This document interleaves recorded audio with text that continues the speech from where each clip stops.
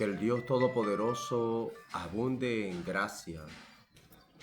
Que Dios bendiga cada día, cada vida, cada alma, cada ser, cada ministro, a cada hermano, a cada predicador, a cada maestro bíblico. Que el Dios Todopoderoso bendiga. Y aún más, bendiga a Dios por medio de esta palabra y enriquezca el conocimiento de cada uno. ¿Con qué propósito? Con el propósito de anunciar su palabra con gran verdad. Yo estoy creyendo en el nombre de Jesús que Dios te va a levantar en ese ministerio poderoso para anunciar su palabra con gran verdad. Estamos terminando el estudio bíblico de Apocalipsis, así que estamos en el antepenúltimo capítulo, que es el capítulo 21 de Apocalipsis. Así que ábrelo conmigo y estaremos aprendiendo minuciosamente muchas cosas importantes que aparecen en este capítulo importante que es el libro de Apocalipsis. En el capítulo 21, al nosotros comenzar a estudiar brevemente esta porción de las Escrituras, hemos llegado a un capítulo donde aprenderemos. ¿Qué aprenderemos? Que es rico en sus literatura, es rico en palabras. Y como es rico en palabras, este capítulo nos exige a nosotros minuciosamente una interpretación idónea, correcta, una interpretación que se conecta con esa gran verdad. Por lo tanto, quédate que aquí te lo vamos a explicar por palabras, por versículos, gloria a Dios, en el sentido gramatical. El versículo 1 dice Juan: vi un cielo nuevo y una tierra nueva. Cuando nosotros leemos esta palabra vi, debemos tener en cuenta que esta palabra vi como tal tiene que ver con una transcripción griega y viene de la palabra kai y habla de una conjunción copulativa.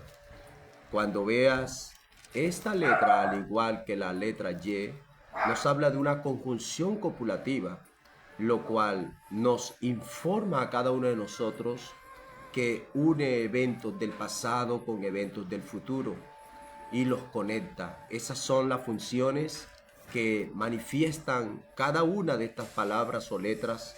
¿Para qué? Para interpretar correctamente las escrituras en el sentido gramatical. Vi, esa palabra para vi está hablando de lo que es una percepción, está hablando de percibir, está hablando de ver, pero no ver con los ojos físicos, sino de ver con los ojos de la mente. Eso es importante. Nosotros en esa eternidad no podremos ver jamás con los ojos físicos, veremos con los ojos de la mente, que son los ojos espirituales. Vi un cielo nuevo y una tierra nueva. Debes tener en cuenta cómo está escrita el orden de estas palabras. Lo primero que ve Juan es un cielo nuevo y ve una tierra nueva. ¿Por qué? Porque la voluntad de Dios es agradable y perfecta, y ella prosigue en lo que tiene que ver que la voluntad de Dios se establece primeramente en los cielos, para luego realizarse esa su voluntad en la tierra. Cuando dice vi un cielo nuevo y una tierra nueva, lo que nos quiere enseñar aquí es que ahora hay un nuevo orden de ideas, hay una nueva eternidad en su presencia. Entonces, vi un cielo nuevo y una tierra nueva. ¿Por qué causa? Dice, porque el primer cielo y la primera tierra pasaron.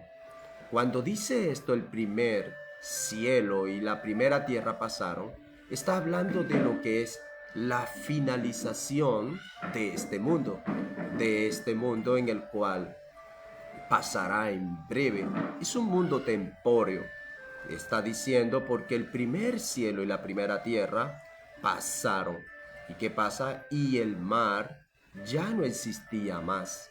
Cuando aparece la palabra mar ahí, debes detenerte un poco, porque los que han seguido este estudio desde el principio han aprendido que el mar enfatiza lo que es la inestabilidad. Nos habla de la inestabilidad. Por lo tanto, cuando habla del mar, hablándonos en ese sentido general de la inestabilidad, el mar habla de temor, el mar nos habla de miedo, el mar nos habla de problemas, el mar nos habla de circunstancia. Y el hecho de Juan ver esta revelación que el mar no existía ya más, ¿qué nos quiere revelar esta porción de las Escrituras? Que allí no habrá más inestabilidad en esa eternidad, no habrá temor, no habrá miedo. De eso es lo que nos quiere enseñar el versículo 1 del capítulo 21 de Apocalipsis. Vamos a entrar al versículo 2 de Apocalipsis capítulo 21 y dice Juan: y yo, Juan, vi la santa ciudad. Cuando esta palabra dice y yo, Juan, ¿de qué se trata? Está hablando de un nombre. Él se presenta y él dice, y yo, Juan. ¿Qué quiere enseñarnos esta porción en las Escrituras? Aquí quiero enseñarte algo. Dios es tan maravilloso que Él decidió que su palabra también se escribiera en griego. Cuando esta palabra se escribe en griego, pueden aparecer estas expresiones y yo, Juan, para enseñarnos que Él es el que está viendo estas revelaciones. Pero si esta palabra se hubiese escrito en hebreo, jamás pudiera decir y yo. ¿Por qué? Porque esta palabra yo en hebreo, nadie la puede pronunciar, solamente el Eterno. Pero maravilloso es Dios que en griego se puede pronunciar sin ningún problema, para él presentarse a sí mismo como aquel que está viendo estas revelaciones. Y dice, yo Juan. ¿Qué significa el nombre Juan? Juan significa uno que clama por la gracia de Dios. Y eso es importante. Cuando dice yo Juan, uno que clama por la gracia de Dios, no es coincidencia que el que escribe el libro de Apocalipsis se llame Juan. Ya la Biblia nos está revelando un asunto importante aquí, que es que el libro de Apocalipsis nos va a revelar esa gracia de Dios. Sigue diciendo, yo Juan vi, y esa palabra vi tiene la misma interpretación que la Y, para hablar de percepción, ver con los ojos de la mente. Es importante que tengas en cuenta eso. Vi que vio en la santa ciudad. Aquí hay algo que nosotros podemos aprender a través de este estudio de las Escrituras, y es, ¿dónde moraremos nosotros por la eternidad? Bien, a nosotros nos han enseñado a través de las décadas y de los tiempos que nosotros moraremos la eternidad en el reino celestial. Pero aquí vamos a aprender esencialmente el lugar, vamos a aprender el lugar donde nosotros habitaremos y estaremos por la eternidad. ¿Sabes dónde?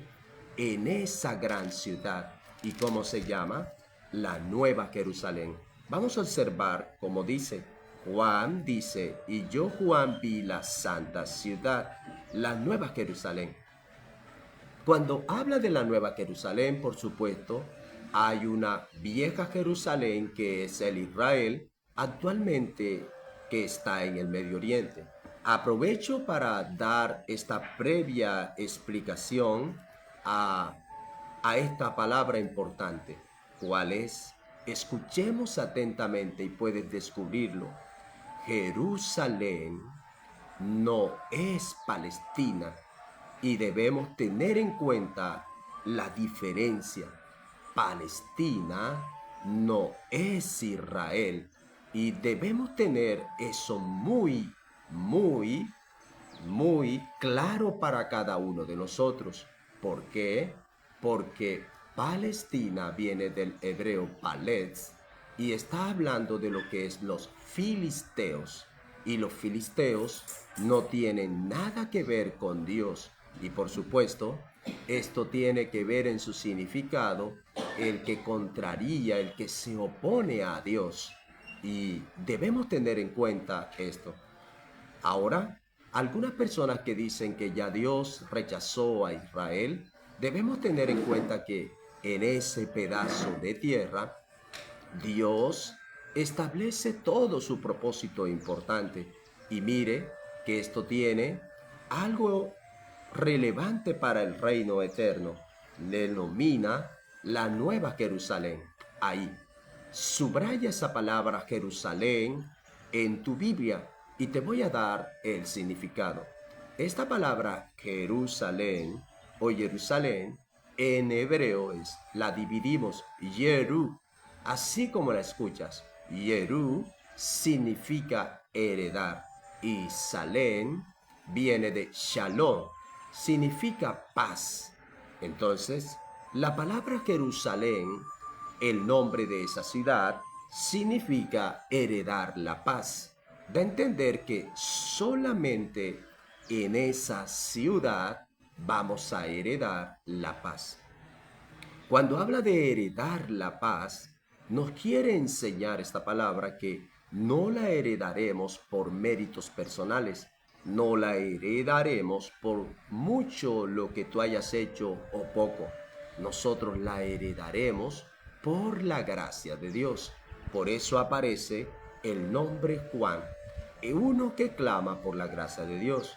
Lo que da a entender es que cada vez que aparece alguien con ese nombre, Juan, allí, uno que clama por la gracia de Dios, nos está enseñando que nosotros no somos dignos de hallar, de heredar por nuestras propias obras esa gracia, sino que tenemos que aferrarnos profundamente a esa gracia de Dios y por gracia de Dios heredaremos la paz.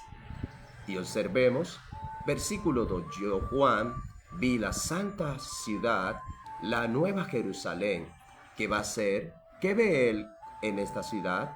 Dice, la ve descender del cielo de Dios. Ahí, lo que da a entender es que esta ciudad no va a permanecer allí en ese estado celestial. Ella va a descender. Lo que busca enseñarnos y revelarnos es cómo será esa eternidad para nosotros. Dice, dispuesta como una esposa ataviada para su marido. Está hablando que esta ciudad no es una ciudad literalmente como nosotros podemos proyectarnos a ver. Es claro, pero cuando nosotros miramos un ejemplo, miramos una de las ciudades de cada uno de los países del mundo, de las capitales, esa ciudad no es ciudad si alguien no la habita, es decir, es ciudad por sus habitantes. Lo que quiero enseñarte es que esta, esta ciudad, ¿quién representa esta ciudad? Esta ciudad representa el pueblo de Dios. Habla del pueblo de Dios. ¿Cómo lo sabemos? Porque dice dispuesta como una esposa ataviada para su marido. Y cuando habla del atavío, está hablando de lo que es el pudor. Habla de la modestia. Habla de la forma en que esta esposa se va a presentar delante de su marido. Es un sentido metafórico. ¿De qué nos está hablando aquí? Cuando una esposa se va a unir a su esposo, ¿por cuánto tiempo lo va a hacer? Por toda una vida. Ese es el, ese es el mensaje que Dios nos quiere dar aquí usando el matrimonio, usando a su pueblo y relacionándola con la esposa y a él relacionándose como el marido. Está hablando es que esta unión será eternamente y para siempre. Eso es importante que nosotros lo tengamos en cuenta. Pero hay una disposición en esta esposa, y es que está dispuesta como una esposa ataviada, una esposa que va a llamar mucho la atención en la percepción de su marido, en su atavío, en su forma de vestir. Bien, dispuesta como una esposa ataviada para su marido. Es dedicada a su marido, el esposo. En este caso, el marido representa al Mesías y esta esposa ataviada representa al pueblo de Dios. Versículo 3. Y oí, dice Juan, está hablando de lo que tiene que ver, gloria a Dios, con lo que tiene que ver con oír, gloria a Dios, oír, pero no oír con los ojos físicos, es oír con los ojos, oír con los oídos espirituales, no oír con los oídos físicos, sino oír con los oídos espirituales. ¿Quieres tú que Dios te hable? Que Él te dé una palabra. Escúchalo con los oídos espirituales. Eso fue lo que hizo Juan. Juan escucha o oye, y oí una gran voz del cielo que decía, la palabra oír es oír con el ánimo de obedecer. Lo que estamos aquí aprendiendo a través de esta palabra del Señor es que oír significa obedecer. Y cuando nosotros obedecemos, cuando nos sometemos a las escrituras, a la palabra del Señor. Y de eso está hablando Juan. Juan se está sometiendo a cada revelación que él ve. Dice la escritura, dice, y oí una gran voz del cielo que decía, esta gran voz está hablando que no es cualquier voz, es una gran voz. Y esa palabra para gran implica relevancia en esta palabra, que es sumamente importante. Y está diciendo, y una gran voz, pero esta gran voz ¿de dónde viene? Viene del cielo. Lo que está diciendo es que el origen de esta voz es celestial. Por supuesto está hablando de la voz de Dios. ¿Qué dice esta voz? He aquí. Y todos sabemos que cuando aparece esa palabra he aquí en las escrituras, debes detenerte. ¿Por qué lo digo? Porque he aquí nos habla de una revelación. Nos está hablando de una revelación no cualesquiera, sino una revelación importante. Y esa revelación importante se va a dejar ver aquí. ¿Cuál es la revelación? Cada vez que aparecen esta palabra he aquí, nos detenemos y nos preguntamos, ¿cuál es el asunto importante? ¿Cuál es esa revelación importante? Sigue leyendo para que lo veas. Dice, he aquí el tabernáculo de Dios con los hombres. Es importante lo que vamos a ver y a leer aquí, porque por primera vez se puede observar lo que es el cumplimiento de lo que es Dios, el derramar su gloria en su pueblo. Ahora sí, su pueblo está preparado para Dios derramar su gloria. Y lo que quiere decir esta gloriosa palabra es que he aquí la revelación, el tabernáculo. Esa palabra para tabernáculo está hablando, gloria a Dios, en el sentido metafórico de la casa, que se hacía a través del desierto, gloria a Dios, la rotativa, y habla acerca de lo que es la presencia de Dios en medio de su pueblo. Pero está diciendo aquí esta gloriosa palabra, el tabernáculo de Dios con los hombres. Está diciendo la presencia de Dios, ahora no en medio de su pueblo, sino con los hombres. Esa palabra es muy importante porque ahora esto es lo que nosotros experimentaremos por la eternidad. ¿Recuerdas? Lo que 1 Tesalonicenses en el capítulo 4 nos dice que estaremos siempre con el Señor, nos está enseñando es eso, que allí experimentaremos lo que Él ha querido hacer con su pueblo, que es no estar en medio de su pueblo, sino estar con su pueblo. Es un asunto muy importante. Cuando lo vemos en el Discán, en el tabernáculo, a través del desierto, vemos que Dios está en medio de su pueblo. Pero eso no es lo mismo lo que nos va a estar revelando en la eternidad. Ya Dios no estará en medio de su pueblo, sino que estará con su pueblo. Es un asunto muy importante para Él revelarnos esa gloria poderosísima. Y Él morará con ellos. Ahí lo podemos observar, lo que nos está enseñando muy claramente esta escritura. Él morará con ellos. Gloria a Dios. Y cuando nos dice que Él morará con ellos, es estar con su pueblo. Y Dios mismo estará con ellos como su Dios. Dios mismo. Y esa palabra para Dios mismo es que ya Él no utilizará metáfora como la que utilizó, o medios como la que utilizó en el Antiguo Testamento. Utilizó lo que es el tabernáculo de reunión, el templo inclusive. Vamos a hablar acerca del templo, gloria a Dios, y vamos a llegar al conocimiento del por qué allí no habrá necesidad ya de que no exista templo. Y Dios nos va a enseñar un asunto importante a través de esta gloriosa palabra. Y está diciendo: y oí una gran voz del cielo que decía, versículo 3, he aquí el tabernáculo de Dios con los hombres, y Él morará con ellos, y ellos serán su pueblo, y Dios mismo estará con ellos como su Dios. Y esa palabra para Dios está hablando de Elohim, y Elohim tiene que ver con ese Dios que trasciende. Versículo 4, enjugará Dios toda lágrima de los ojos de ellos, y ya no habrá muerte, ni habrá más llanto, ni clamor, ni dolor, porque las primeras cosas pasaron.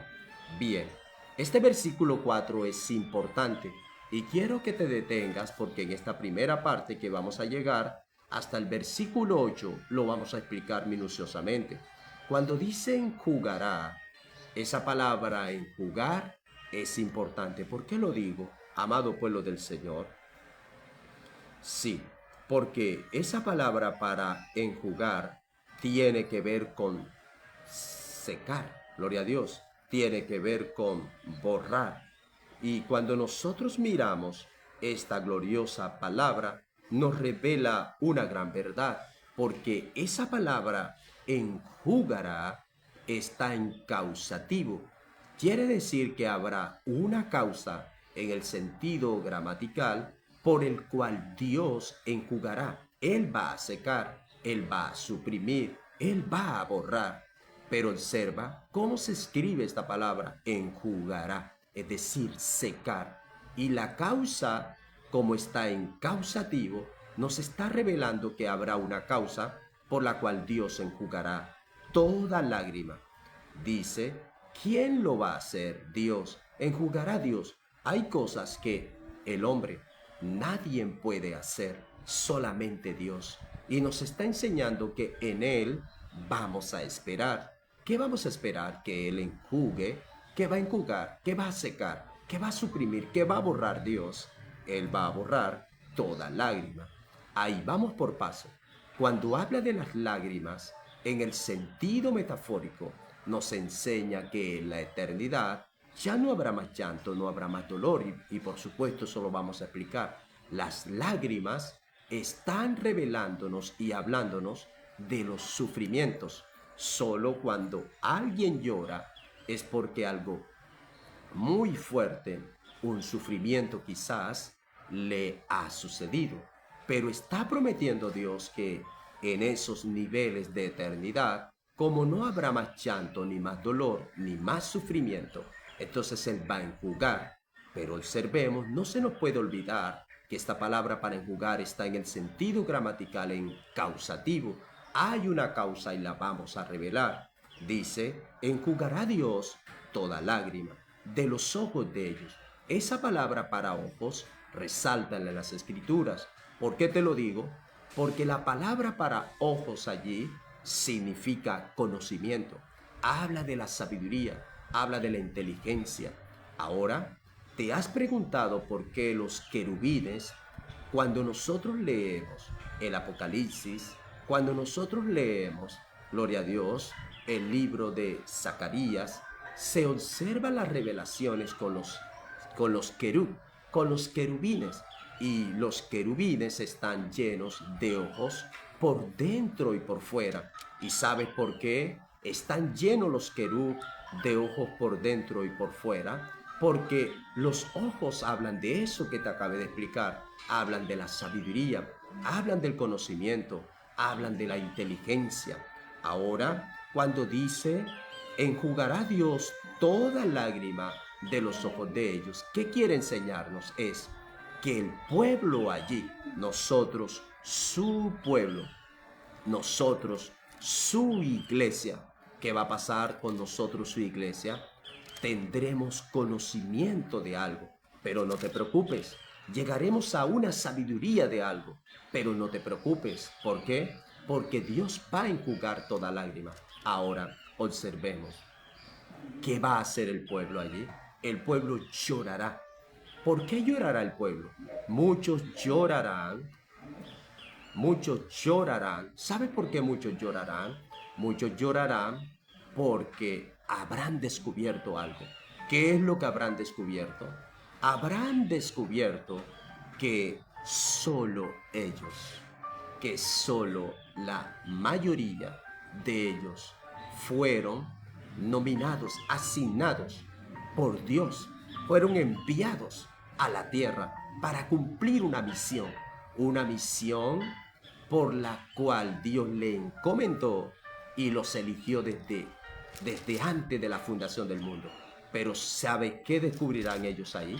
Que vinieron al planeta Tierra y perdieron su tiempo detrás del mundo material, detrás de tantas cosas en las cuales ellos comenzaron a buscar y a obtener.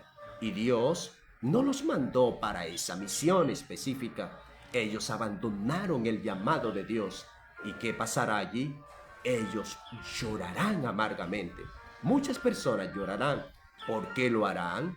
Porque ellos descubrirán que no hicieron lo que Dios les mandó hacer. Y ellos pensaron que solamente era de la casa a la iglesia, de la iglesia a la casa, de la casa a la iglesia, de la iglesia a la casa. ¿Sabes algo? Que eso cansa a Dios. Dios quiere descansar en personas que cumplan su voluntad.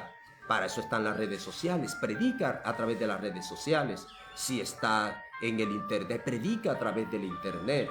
Escúchame, porque esto es importante. Solamente tú y solamente yo, cuando no habremos cumplido su voluntad, lo que Él nos llamó. ¿Sabes algo? Si nosotros no cumplimos en esa eternidad, es claro que no nos vamos a perder por nuestra fe, pero lloraremos si nosotros no cumplimos ese llamado profundo del Señor. Enjugará Dios toda lágrima de los ojos de ellos. ¿Por qué? Porque eso que nosotros descubriremos, que no le fuimos fiel a Dios en su llamado, gloria a Dios, entonces Dios, como eso va a impactar en nuestra eternidad, Él va a enjugar, Él va a secar toda lágrima, gloria a Dios, de los ojos, dice, de ellos. Y esa palabra de ellos es una palabra inclusiva, no incluye a todo el pueblo de Dios, sino que habla en particular de aquellos que tendrán la sabiduría, el conocimiento, sus ojos espirituales de la mente serán abiertos y solo ellos en alma espiritual lo conocerán. Dice, ya no habrá muerte. La muerte, por supuesto, es lo que impacta al mundo. Ya no habrá muerte, allí no se va a morir. Ni habrá más llanto, está diciendo, ya no va a haber más dolor. No va a haber más arrepentimiento, más sufrimiento, ni clamor. Cuando dice ni clamor, está llegando la Escritura a revelarnos algo en que allí nosotros no tendremos la necesidad de orar. No tendremos la necesidad de oración. solamente adorar a Dios, alabar a Dios por la eternidad.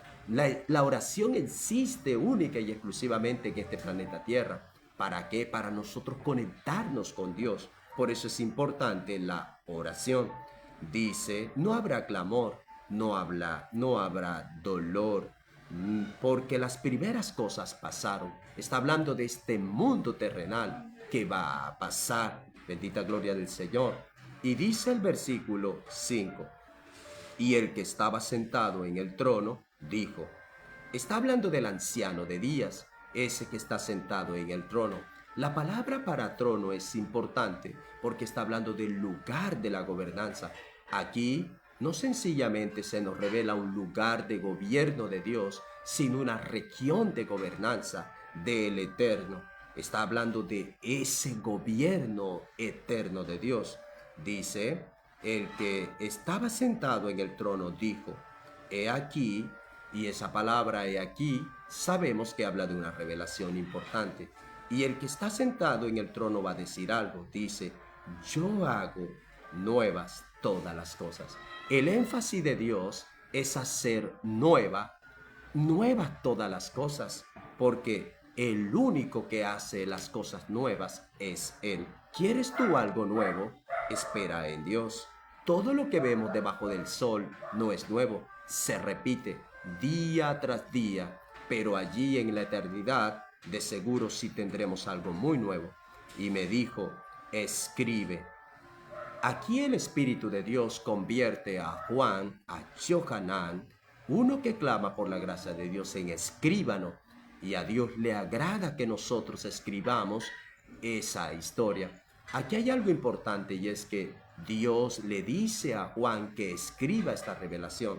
Y observemos, escribe porque estas palabras son fieles y verdaderas. La palabra fiel con la palabra verdadero son palabras que se conectan. Están hablando de la fidelidad. Solo cuando tú manejas la verdad, eres llamado fiel. Solo cuando tú eres fiel es porque manejas una gran verdad. A eso se refiere. Lo que está diciendo es que en la profecía bíblica de Dios, en las profecías de Dios no hay engaño, hay verdades. Y por lo tanto, estas verdades elevan la profecía como un asunto fiel. Versículo 6. Y me dijo, hecho está. ¿Qué es lo que está hecho? Solamente en Dios hay cosas que han sido resueltas desde el pasado, desde el presente y desde el futuro. Y me dijo, hecho está. Yo soy el alfa y la omega, el principio y el fin. Si tú quieres saber acerca de quién es el principio, es Dios. ¿Quién es el fin? Es Dios. Lo que busca revelarnos esta porción de las Escrituras al unir estas palabras metafóricamente es que Dios es el principio y es el final de todo. Él es Él es el artesano de todas estas cosas. Y me dijo, hecho está, yo soy el alfa y la omega. Y esa palabra para alfa es la primera letra del alefato griego. Y omega es la última palabra del alefato griego. Está hablando del principio y el fin. Gloria a Dios. Al que tuviere sed, yo le daré gratuitamente de la fuente del agua de la vida. Esa agua de la vida que es, gloria a Dios, metafóricamente representa el Espíritu de Dios. Si ves cómo el Espíritu de Dios se conecta con las aguas en el bautismo, desde Génesis capítulo 1, versículo 2, cómo el Espíritu de Dios se mueve sobre las aguas, esencialmente está hablando de esa fuente manifestada del Espíritu de Dios en esa eternidad. Escuchemos, y dice, el que venciere heredará todas las cosas. ¿Qué vamos a vencer? Vamos a vencer principalmente nuestras vidas. Vamos a vencer nuestro yo. Vamos a vencer nuestro egocentrismo. Vamos a vencer nuestro propio orgullo. Vamos a vencer nuestra propia arrogancia. Después que te hayas vencido a ti mismo, ahora sí, estás preparado para vencer, número 1, al mundo. Para vencer luego las ofertas de ese mundo, vas a vencer todas las ofertas que se presente Satanás, porque te habrás convencido, habrás obviamente vencido a ti mismo. Pablo le dice por supuesto a Timoteo, cuídate de ti mismo. ¿Sabes algo? El peor enemigo que tú tienes no es el mundo. El peor enemigo que tú tienes no es el diablo. El peor enemigo que tú tienes eres tú mismo, es tu ego, es tu arrogancia, es tu orgullo, es tu falta de oír, es tu falta de escuchar opiniones diferentes y, sobre todo, reconocer que tú fallas. Ahora observa lo que sigue diciendo esta palabra: el que venciere va a heredar todas las cosas, es decir, Jerusalén. Jerusalén, que es heredar la paz. El que venciere heredará todas las cosas. Cuando dice todas las cosas, ¿qué nos revela aquí? Dios no es un Dios tirano.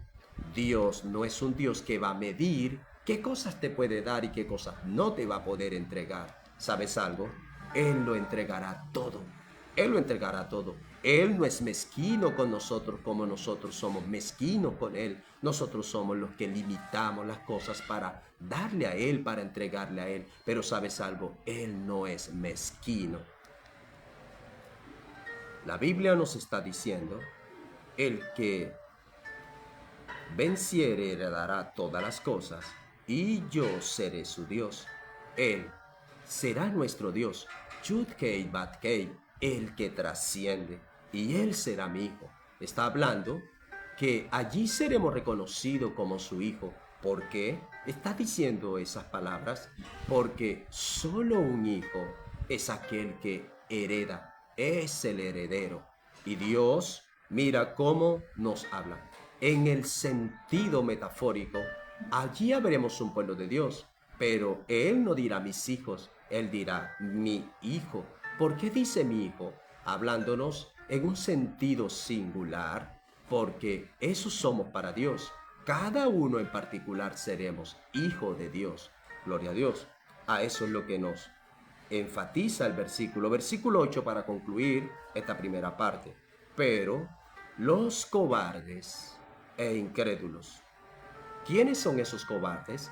Aquellos que no pudieron vencerse a sí mismos, sus propios deseos, vencer al mundo, vencer las ofertas del enemigo. Entonces dice, e incrédulos, aquellos que decidieron seguir la incredulidad, no fueron crédulos, no fueron creyentes, decidieron seguir el camino separado de la presencia de Dios, los abominables. Cuando habla de los abominables, está hablando de aquellos repulsivos, de aquellos que verdaderamente no llenaron las expectativas del reino, y homicidas, aquellos que derramaron sangre, los fornicarios. Los fornicarios tienen que ver en esta titularidad con aquellas personas que vivieron desordenadamente, sexualmente vivieron en un desorden. Y cuando habla de estos fornicarios, la palabra es para hablarnos de aquellos que vivieron bajo la inmoralidad sexual. Los hechiceros, aquellos que practican la hechicería, los idólatras, esos que adoran imágenes, que adoran ídolos de toda especie. Dice la Escritura, todos los mentirosos tendrán su parte en el lago que arde con fuego y azufre, que es la muerte segunda. Vamos por parte para finiquitar esta parte. Dice, todos los mentirosos tendrán su parte. Bien, el hecho aquí no es que en algún momento tú hayas dicho una mentira y ya estés condenado a la eternidad. No se está hablando de eso. Hay personas que por naturaleza, muchos dicen mentira y no podemos engañarnos a sí mismos. Pero ¿sabe de qué está hablando aquí? Está hablando de todos aquellos que para poder vivir necesitan mentir, no solamente una vez porque les tocó de alguna o cierta forma decir alguna mentira, pero ellos no son mentirosos. El hecho que hayas dicho alguna mentira no quiere decir que seas mentiroso, pero cuando una persona se convierte en mentirosa, cuando no lo dices una sola vez, sino que la mentira es tu pan diario. Cuando no sabes vivir sin decir mentiras, y cuando habla de un mentiroso, está hablando de una persona que no es de fidelidad. Por lo tanto, los mentirosos vivieron de fachada, vivieron una vida que no es real, y a Dios no le agrada eso. ¿Será que Dios los separó? No, ellos no se pudieron vencer a sí mismos. De eso está hablando. El hecho de nosotros vencernos a nosotros mismos es vencer esa cobardía, porque solamente los valientes arrebatan el reino de Dios. Es vencer toda incredulidad, es nosotros tener esa fe, es nosotros renunciar a todo lo que tiene que ver con abominación a Dios, es vencernos a ese deseo de quitar la vida a los demás, es vencer esa obstinación por la inmoralidad sexual, por practicar la hechicería, por la idolatría. Todos los mentirosos es buscar la forma y la manera de decir verdad, no importa cuánto te duela. Dice que tendrán su parte en el lago, que arde con fuego y azufre, que es la muerte segunda. Y habla de esa muerte eterna. ¿Sabes? Ahora sí, solamente aquí es cuando Dios se va a poder separar eternamente de usted si usted cumple con los requisitos que hay en el versículo 8 de los que irán al lago de fuego. La única manera en que Dios se podrá separar eternamente y para siempre del ser humano es cuando estas personas nunca se decidieron por Dios ni corregirse de estas cosas, y aún así ellos murieron, se quedaron del arrebatamiento de la iglesia, pasaron una eternidad sin Dios. Aquí serán resucitados para ir al lago de fuego, que ya lo leímos en el versículo 11 hasta el 15 del capítulo 20 de Apocalipsis. Para ellos no habrá lugar. Así que, amado oyente, amado lector y estudiante del libro de Apocalipsis, te dejo esta información importante. Que el Dios Todopoderoso te bendiga más y comparte esta palabra con muchos. Gloria a Dios, con alguien que lo necesite. Que el Dios de los cielos te bendiga más, y entraremos en la segunda parte del libro de Apocalipsis capítulo 21. Bendiciones.